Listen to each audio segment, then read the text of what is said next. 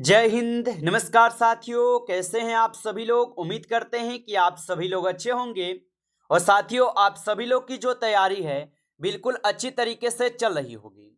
तो साथियों, आज की इस क्लास में हम सभी लोग जो है बिहार पैरा मेडिकल पीएमएम परीक्षा 2026 के लिए साथियों ऐसे इंपोर्टेंट और चुनिंदे क्वेश्चन को देखेंगे जो कि साथियों आपके 24 मई के एग्जाम के लिए काफी ही इंपॉर्टेंट है। तो आप इस क्लास को बिल्कुल अच्छी तरीके से लास्ट तक देखिएगा और इस क्लास में दिए जाने वाले इन सभी क्वेश्चनों को आप अच्छी तरीके से जरूर याद कर लीजिएगा, जिससे कि आप जो है अपने एग्जाम में सभी क्वेश्चन को आसानी तरीके से बना पाएंगे। तो चलिए क्लास को स्टार्ट करते हैं। उनसे पहले यदि आप इस चैनल पे पहली बार जुड़े हैं तो आप जो है इस चैनल को सब्सक्राइब कर लीजिए और सब्सक्राइब करके ऑल नोटिफिकेशन को ऑल पे दबा के जुड़ जाइए, जिससे कि जब भी कोई नई क्लास हो सबसे पहले क्लास का नोटिफिकेशन जो है आपके पास पहुंच सके। तो आप इस चैनल को सब्सक्राइब कर लीजिएगा, साथ ही साथ आप जो है इस क्लास को भी लाइक जरूर कर लीजिएगा। तो चलिए क्लास को स्टार्ट करते हैं और देखिएगा क्वेश्चन क्या पूछा है। क्वेश्चन पूछा गया है कि एसटीपी पर किसी भी गैस के एक मोल का आयतन जो है कितना होता है। चलिए बताएंगे। ये सभी क्वेश्चन जो है काफी इंपॉर्टेंट और चुनिंदे क्वेश्चन हैं जो कि आपके एग्जाम में 100% जो ये सभी क्वेश्चन आपको पूछे जाएंगे। और बताइए कि एसटीपी पर किसी भी गैस के एक मोल का आयतन कितना होता है। तो याद रखेंगे यहाँ पे इस क्वेश्चन का सही जवाब ऑप्शन यहाँ पे बी हो जाएंगे। ऑप्शन यहाँ पे बी सही जवाब है। 22.4 होते हैं, याद रखेंगे। चलिए अगला प्रश्न देखेंगे। प्रश्न पूछा है आपसे। प्रश्न क्या पूछा है कि सीसा तत्व का लैटिन नाम क्या है। चलिए बताएंगे आप। तो सीसा यानी तत्व का लैटिन नाम क्या होगा। तो सीसा तत्व का लैटिन नाम जो है यहाँ पे क्या हो जाएंगे। तो 2 नंबर क्वेश्चन का आप सही जवाब ऑप्शन यहाँ पे बी करेंगे। यहाँ पे ऑप्शन बी यहाँ पे इस क्वेश्चन का सही जवाब है। अगला प्रश्न देखिएगा। प्रश्न आपसे पूछा गया है और प्रश्न क्या पूछा है आपसे यहाँ पे। प्रश्न पूछा है कि चार्ल्स के नियम के अनुसार स्थिर दाब पर गैस का आयतन किसके यहाँ पे अनुक्रमानुपाती होता है। तो याद रखेंगे ये होते हैं आपके पर यहाँ पे परम तापमान पे। ऑप्शन यहाँ पे सी कीजिएगा इस क्वेश्चन का सही जवाब। चलिए अगला प्रश्न देखेंगे। प्रश्न पूछा है आपसे। प्रश्न क्या पूछा गया है कि परम शून्य तापमान का मान क्या है। चलिए बताएंगे आप। तो परम शून्य तापमान का मान क्या होगा। तो इनका मान हो जाएंगे -273 डिग्री सेल्सियस। ऑप्शन सी को आप यहाँ पे सही जवाब करेंगे। अगला प्रश्न देखिएगा। प्रश्न पूछा है आपसे। प्रश्न पूछा है निम्नलिखित में से कौन सा गैस नियम विसरण की दर को गैस के घनत्व से संबंधित करता है।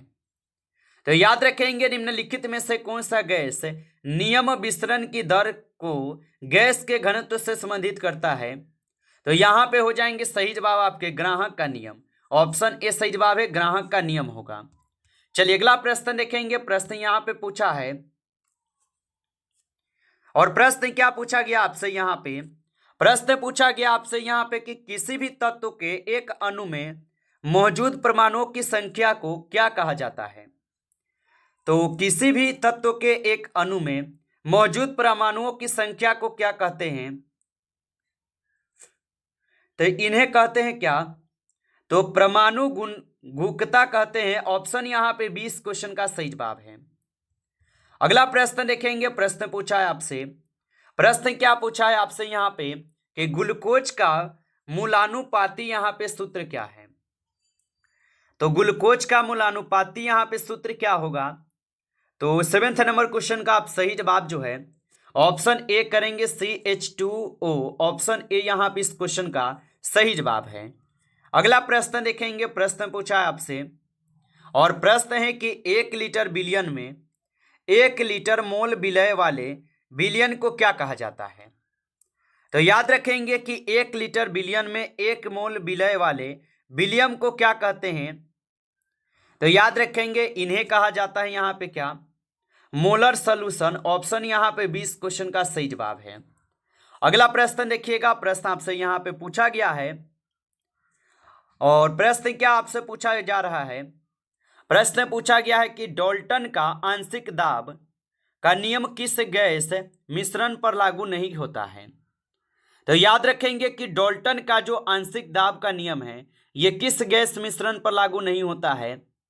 तो 9th नंबर क्वेश्चन का सही जवाब ऑप्शन सी करेंगे। ऑप्शन आपका सी सही जवाब है। अगला प्रश्न देखेंगे। प्रश्न पूछा है और प्रश्न क्या है कि किसी तत्व के भार और उसकी संयोजकता के अनुपात को क्या कहा जाता है? तो याद रखेंगे आप कि किसी तत्व के भार और उसकी संयोजकता के अनुपात को क्या कहा जाता है? तो यहां पे इस क्वेश्चन का आप सही जवाब जो है ऑप्शन यहां पे आप जो है सी करेंगे। ऑप्शन यहां पे सी इस क्वेश्चन का बिल्कुल सही जवाब दिए गए हैं। चलिए अगला प्रश्न देखिएगा। प्रश्न यहां पे पूछा गया आपसे और प्रश्न क्या पूछा है आपसे यहां पे कि कक्षा में अधिकतम कितने इलेक्ट्रॉन आ सकते हैं? तो याद रखेंगे कि कक्षा में अधिकतम कितने इलेक्ट्रॉन जो है आ सकते हैं। तो यहां पे आ सकते हैं कुल आपके 18 इलेक्ट्रॉन। ऑप्शन यहां पे 20 सही जवाब है, 18 इलेक्ट्रॉन हो जाएगा। अगला प्रश्न देखेंगे। प्रश्न क्या पूछा है कि कौन सी क्वांटम संख्या कक्षक की आकृति निर्धारित करती है? तो कौन सी क्वांटम संख्या कक्षक की आकृति निर्धारित करती है? तो यहां पे हो जाएंगे कौन से? तो 30 नंबर क्वेश्चन की सही जवाब ऑप्शन बी को आप सही जवाब करेंगे। अगला नंबर क्वेश्चन देखेंगे। क्वेश्चन आपसे पूछा है कि एसी धारा की आवृत्ति भारत में सामान्यतः कितनी होती है? चलिए आंसर लगाएंगे। और आप अभी तक इस क्लास को लाइक नहीं किए हैं तो इस क्लास को एक बार आप लाइक कर लीजिएगा।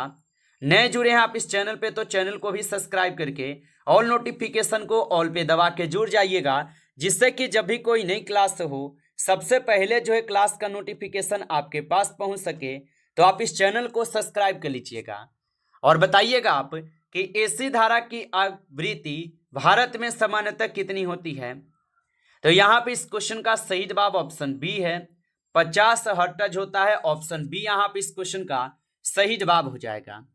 अगला प्रश्न देखेंगे। प्रश्न पूछा है कि प्रकाश के परावर्तन का नियम किससे संबंधित है? तो याद रखेंगे प्रकाश के परावर्तन का जो नियम है यह संबंधित हो जाएंगे किससे? तो प्रकाश के परावर्तन का जो नियम है यह आपतन कोण बराबर परावर्तन कोण से संबंधित है। ऑप्शन सी को आप यहां पे सही जवाब कीजिएगा। आगे देखिए अगला क्वेश्चन यहां पे आपसे पूछा गया है कि उत्तल लेंस की फोकस दूरी का चिन्ह क्या होता है? तो याद रखेंगे उत्तल लेंस की फोकस दूरी का चिन्ह क्या होता है? तो यहां पे 60 नंबर क्वेश्चन का सही जवाब जो है धनात्मक हो जाएंगे। ऑप्शन डी कीजिएगा, सही जवाब धनात्मक होगा। अगला प्रश्न देखेंगे। प्रश्न पूछा है कि फोटो इलेक्ट्रिक प्रभाव की खोज किसने की थी? तो फोटो इलेक्ट्रिक प्रभाव की खोज किसने की थी? तो इनकी खोज किए गए थे आपके हर्ट्ज के द्वारा। ऑप्शन ए सही जवाब है, हर्ट्ज के द्वारा। अगला प्रश्न देखेंगे। प्रश्न आपसे पूछा गया है और प्रश्न क्या पूछा है कि बोहर मॉडल के अनुसार इलेक्ट्रॉन किस कक्षा में ऊर्जा अवशोषित करता है? तो बोहर मॉडल के अनुसार इलेक्ट्रॉन किस कक्षा में ऊर्जा अवशोषित करता है? तो यहां पे 18 नंबर क्वेश्चन का आप सही जवाब ऑप्शन यहां पे बी कीजिएगा, निम्न से उच्च कक्षा। ऑप्शन यहां पे 20 क्वेश्चन का सही जवाब है। आगे देखिए अगला प्रश्न यहां पे आपसे पूछा है नाभिकीय संलयन का उदाहरण जो है क्या है? तो याद रखेंगे नाभिकीय संलयन का जो उदाहरण है यहां पे क्या हो जाएंगे? तो 90 नंबर क्वेश्चन का सही जवाब हो जाएंगे सूर्य से ऊर्जा उत्पन्न होना। ऑप्शन यहां पे सही जवाब है। अगला प्रश्न देखेंगे कि डायोड का मुख्य कार्य क्या है? चलिए बताइएगा आप। तो डायोड का जो मुख्य कार्य है ये क्या हो जाएंगे? तो डायोड का जो मुख्य कार्य होगा यहां पे क्या हो जाएंगे? तो डायोड का मुख्य कार्य होता है यहां पे क्या? तो 20 नंबर क्वेश्चन का सही जवाब ऑप्शन डी हो जाएगा। चलिए अगला प्रश्न देखेंगे। प्रश्न पूछा है कि ट्रांजिस्टर में कितने यहां पे जंक्शन होते हैं? तो याद रखेंगे कि ट्रांजिस्टर में कितने जंक्शन होते हैं? तो इनमें होते हैं कुल आपके 2 जंक्शन। ऑप्शन ए यहां पे सही जवाब है, 2 जंक्शन होते हैं। आगे देखिए अगला प्रश्न यहां पे है कि एएम संचार में किस पैरामीटर को बदला जाता है? तो एएम संचार में किस पैरामीटर को बदला जाता है? तो याद रखेंगे इनमें बदले जाते हैं आयाम को। ऑप्शन यहाँ पे बी सही जवाब है, आयाम को बदले जाते हैं। अगला प्रश्न देखेंगे, प्रश्न पूछा है कि FM संचार में कौन सा यहाँ पे पैरामीटर बदला जाता है। तो FM संचार में कौन सा पैरामीटर बदला जाता है। तो इनमें बदले जाते हैं आवृत्ति। ऑप्शन यहाँ पे सी सही जवाब है, आवृत्ति होगा। अगला प्रश्न देखेंगे, प्रश्न है कि रेडियो तरंगे किस प्रकार की तरंग होती है। चलिए बताएंगे आप। तो रेडियो तरंगे किस प्रकार की तरंगे होती है। तो रेडियो तरंगे किस प्रकार की तरंग हो जाएंगे।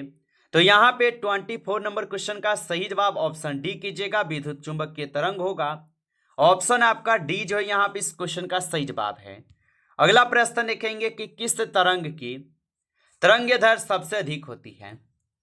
तो याद रखेंगे कि किस तरंगदैर्घ्य की तरंगदैर्घ्य सबसे अधिक होती है। तो यहाँ पे 25 नंबर क्वेश्चन का आप सही जवाब जो है ऑप्शन ए को करेंगे, रेडियो तरंग हो जाएंगे। ऑप्शन यहाँ पे ए जो है इस क्वेश्चन का सही जवाब दिए गए हैं। अगला प्रश्न देखेंगे, प्रश्न पूछा है आपसे कि यदि लेंस की शक्ति +4D है तो फोकस दूरी क्या होगी। तो यदि लेंस की जो शक्ति है ये 4D है तो फोकस दूरी क्या होगी। तो इनकी फोकस दूरी जो होगा ये 0.25 मीटर हो जाएंगे। ऑप्शन यहाँ पे बी सही जवाब है। अगला प्रश्न देखेंगे, प्रश्न आपसे पूछा गया है कि ध्वनि तरंग किस प्रकार की तरंग है। तो याद रखेंगे ध्वनि तरंग जो ये किस प्रकार की तरंग होगा। तो ध्वनि तरंग जो ये आपके अनुदैर्घ्य तरंग है। ऑप्शन सी सही जवाब है, अनुदैर्घ्य तरंग होगा। अगला प्रश्न देखेंगे, प्रश्न है विद्युत धारा मापने का उपकरण क्या है। चलिए बताएंगे आप। तो विद्युत धारा मापने का उपकरण क्या है। तो विद्युत धारा मापने का जो उपकरण है यहाँ पे एमीटर है। ऑप्शन डी को सही जवाब करेंगे, एमीटर होगा। अगला प्रश्न देखेंगे, प्रश्न पूछा है कि पृथ्वी की सतह पर गुरुत्वीय त्वरण लगभग जो है ये कितना है। तो पृथ्वी की सतह पर गुरुत्वीय त्वरण लगभग कितना है। तो यहाँ पे 29 नंबर क्वेश्चन का सही जवाब 9.8 मीटर पर सेकेंड होगा। ऑप्शन ए यहाँ पे सही जवाब है। चलिए अगला प्रश्न देखिएगा, प्रश्न पूछा है कि अस्थायी चुंबक बनाने के लिए कौन सा पदार्थ उपयुक्त है। तो याद रखेंगे कि अस्थायी चुंबक बनाने के लिए कौन सा पदार्थ उपयुक्त है। तो यहाँ पे 13 क्वेश्चन का सही जवाब स्टील हो जाएगा। ऑप्शन आपका बी सही जवाब है, स्टील होगा। अगला प्रश्न देखेंगे, प्रश्न यहाँ पे पूछा है कि यदि किसी अभिक्रिया की दर केवल एक अभिकारक की सांद्रता पर निर्भर करती है तो अभिक्रिया का क्रम क्या होगा। तो याद रखेंगे यहाँ पे इस क्वेश्चन का जो सही जवाब हो जाएगा ये प्रथम क्रम हो जाएंगे। ऑप्शन ए सही जवाब है, प्रथम क्रम होगा। आगे देखिए अगला प्रश्न यहाँ पे आपसे पूछा है कि आवर्त सारणी में परमाणु त्रिज्या सामान्यतः कैसे बदलती है। तो आवर्त सारणी में परमाणु त्रिज्या सामान्यतः कैसे बदलती है। तो याद रखेंगे आवर्त में घटती है। ऑप्शन यहाँ पे जो है इस क्वेश्चन का सही जवाब है। अगला प्रश्न देखेंगे, प्रश्न पूछा है कि कोवेलेंट बंधन किसके बीच जो है बनता है। तो कोवेलेंट बंधन किसके बीच बनता है। तो दो धातुओं परमाणुओं के बीच बनते हैं। ऑप्शन आपका डी सही जवाब है। आगे देखिए अगला क्वेश्चन यहाँ पे पूछा है। तो अगला क्वेश्चन यहाँ पे दिए गए हैं कि ले सातेलिए सिद्धांत किससे संबंधित है। तो ले सातेलिए सिद्धांत किससे संबंधित हो जाएगा। तो ये संबंधित हो जाएंगे आपके रासायनिक संतुलन से। ऑप्शन ए यहाँ पे इस क्वेश्चन का सही जवाब है, रासायनिक संतुलन से हो जाएंगे। नमस्कार साथियों, इस क्लास में जो है आपके टॉप 35 क्वेश्चन थे जो काफी इंपॉर्टेंट क्वेश्चन थे। साथियों यदि आपको क्लास अच्छा लगा हो तो आप इस क्लास को एक बार लाइक कर लेंगे। नए जुड़े हैं आप इस चैनल पे तो चैनल को आप सब्सक्राइब करके ऑल नोटिफिकेशन को भी ऑल पे दबा के जुड़ जाइए, जिससे कि जब भी कोई नई क्लास हो सबसे पहले क्लास का नोटिफिकेशन आपके पास पहुंच सके। तो आप इस चैनल को सब्सक्राइब कर लीजिएगा। चलिए फिर मिलते हैं आपसे एक नेक्स्ट टॉपिक के साथ नेक्स्ट क्लास में। तब तक के लिए जय हिंद, जय भारत।